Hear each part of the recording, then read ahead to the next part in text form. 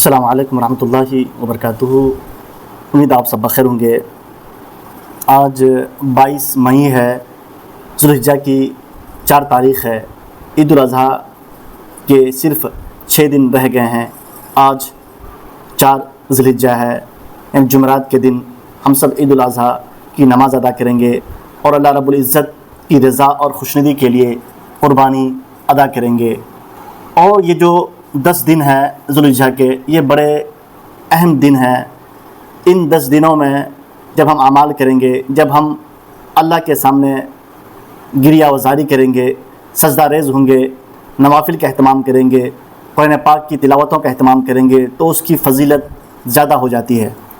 روایتوں میں آتا ہے کہ ذوالحجہ کے ابتدائی 10 دن سال کے سب سے افضل اور بابرکت دن میں سے ہیں۔ ان دنوں میں کی جانے والی نیکی اللہ رب العزت کو اتنی محبوب ہے کہ کسی اور دن کا عمل اس کا مقابلہ نہیں کر سکتا ہے، حتیٰ کہ اللہ کی راہ میں جہاد بھی نہیں، یعنی اتنی بابرکت اور مبارک ایام ہے۔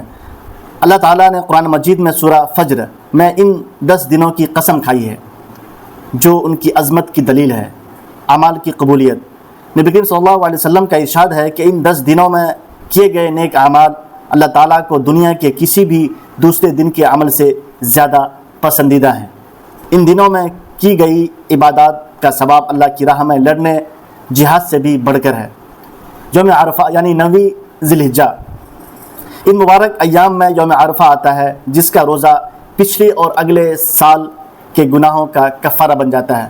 اگر کوئی شخص 9 ذوالحجہ کو روزہ رکھتا ہے تو اس روزے کی برکت سے ان کے پچھلے اور اگلے گناہ معاف ہو جائیں گے۔